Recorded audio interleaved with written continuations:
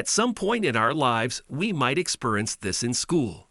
For Hannah Combs, she thought it was going to be another normal day for her. Little did she know, this day would turn out more differently than she had expected. Before we continue, please take some time to subscribe to Dailydose, like and share this video with your friends. Imagine if, one sunny day, you were walking down the street quietly minding your business. Then you begin to hear chaos ensue behind you. You turn around and see a group of bullies intimidating another child. You are frozen in place as you watch these events unfold right before your eyes. The group yells out horrible names as they push the kid to the ground. From where you're watching, the pain and shame are obvious on the poor kid's face. Unfortunately, bullying is not a rare occurrence. In fact, it is common worldwide. Around 83% of females and 79% of minors admit to being a victim of bullying at one point. Hannah, sadly, is part of this statistic, so her story needs to be heard. At the young age of 15 years old, it seemed as though Hannah had everything a teenager could ever want. She was a freshman at a high school in Killeen, Texas. She was confident, friendly, and definitely had no trouble fitting in. Hannah was a naturally sweet kid with so much positive energy inside her. She learned how to be adaptable from her dad, so she knew how to make friends at her new high school. Although, it wasn't just friends she made. For Hannah, school was easy. When her days in school would end, she would participate in other extracurricular activities to keep her busy. Hannah was an ambitious girl and was always looking to explore more ventures. It was because of this ambition that Hannah joined the Army Junior Reserve Officer Training Corps in school. She believed this could be the key to her quest for greatness, but it was also because of her ambition that she attracted other unkind people. That day was another normal school day for Hannah. She poured all of her attention into her lessons and met up with her friends when the final bell rang. They all planned on going home together. They were waiting outside the ground of Harker Heights High School when Hannah and her friends started hearing loud feet hitting the pavement behind them. Suddenly, Hannah felt something sticky on her head. Someone had poured superglue. The boy who was responsible for this hate crime disappeared just as quickly as he appeared. Everything happened so fast that the group of freshmen were stunned. Hannah's world began turning upside down. Due to the speed of the assault, no one managed to stop the bully responsible for it. Everyone was left in shock at how this even happened in broad daylight. Finally, when it sunk in for Hannah, she let out a loud scream that brought everyone back. At first, everyone thought Hannah was caught in a catfight as she was touching her hair and screaming loudly. They soon realized it was more than a catfight when they saw the damage that was done to Hannah's hair.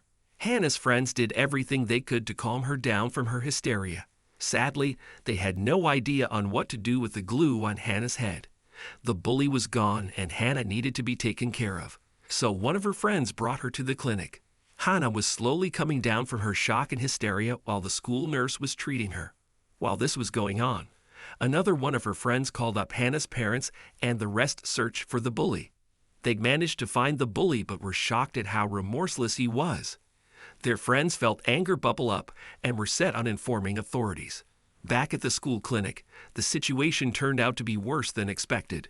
The nurse had applied first aid measures necessary to help Hannah, but the superglue had given her first-degree chemical burns on her scalp. There was nothing else the nurse could do in her power to help her. When the school was sure that Hannah was taken care of properly, the assistant principal talked to the bully. Hannah was reeling in so much pain that she could barely talk. It wasn't just the physical pain that Hannah was feeling. Hannah was most proud of her hair. She saw it as one of her best features and couldn't understand why anyone wanted to inflict harm on her or her hair. She was left to deal with the physical and emotional repercussions. Hannah felt that by losing her hair, she had also lost a feature of hers that she truly loved. In her innocent mind, she believed that the only thing that she liked about herself was now also taken away from her. She shuddered at the thought of having to cut all her hair off. Hannah and her friends weren't the only ones who were enraged at the incident. So were her parents. As soon as they heard about the incident, they were broken-hearted and felt a deep sense of injustice at how their daughter was treated. Once they were assured that their daughter was given the best treatment possible from the school nurse, they turned their attention to seeking justice. Hannah's dad, Christian, barged into the school principal's office. Christian knew his daughter had a pure soul. He also knew her daughter would prefer suffering than implicate other people. So he was not going to accept that a bully would ruin the reputation that Hannah had built. Christian kept himself calm and collected. He talked to the principal and asked that the bully be given a punishment. He wanted it to be a lesson for all that bullying was never going to be tolerated, especially if it was his daughter involved. Christian knew what his rights were as a parent, so he demanded that they hold a disciplinary meeting as soon as possible. The principal assured Hannah's parents that the bully would be given the proper punishment. Hannah's parents were subconsciously aware that the boy's future would possibly be affected by this, but they also wanted to do right by their little girl and give her the justice she deserved. They believed the school agreed, but what happened after shocked them. When the school finally released the verdict, Hannah's family was left in utter shock. Their daughter suffered first-degree chemical burns, but the boy's punishment was barely enough to make up for what he did to her. The only punishment that the boy got was suspension. Hannah, on the other hand, had to shave half of her hair off. For many, it seemed as if the punishment was a mere slap on the hands. It was at that moment when Hannah's family took matters into their own hands. The pain that Hannah felt when the superglue was poured on her head could be equated to a horrible sunburn multiplied by 10. Hannah's parents, Christian and Jessica, would not allow this horrible incident to go unnoticed. They knew that this was a losing battle, so they dropped the bullying case with this school.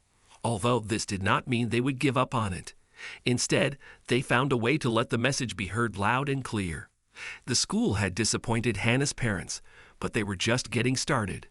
Jessica decided to take the story to Facebook, the one place where their voices would surely be heard. Thus, the Facebook page Justice for Hannah was born. Although the page was meant to be for Hannah, it also became a page for other kids that had been in a similar position to Hannah's.